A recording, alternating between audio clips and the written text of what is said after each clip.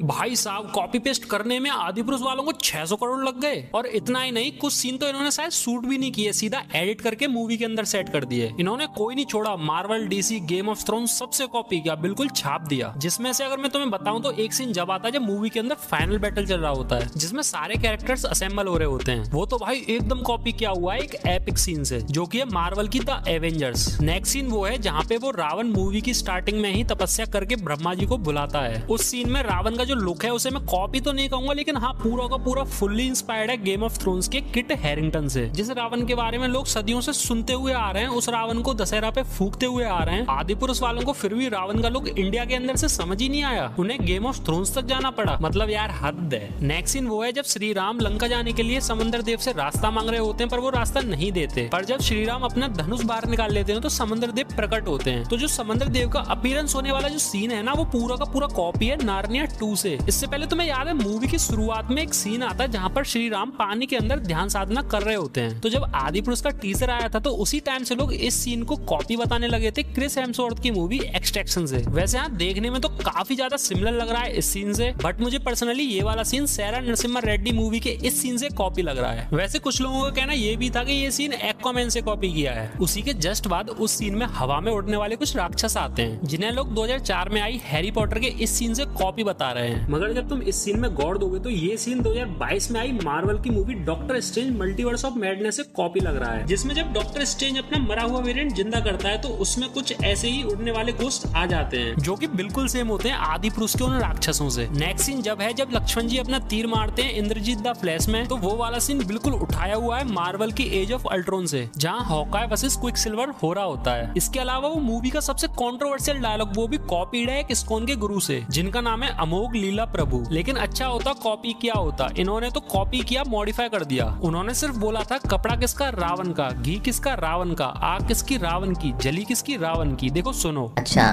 घी किसका रावण का, कपड़ा किसका रावण का, आग किसकी रावण की, जली किसकी रावण की। बस ये था डायलॉग। लेकिन उन छपरी राइटरों को पता नहीं क्या हुआ, उन्होंने सोचा हनुमान जी को गली का गुंडा बना दो और बाप घुसा दो। मतलब यार कुछ तो शर्म कर लेते।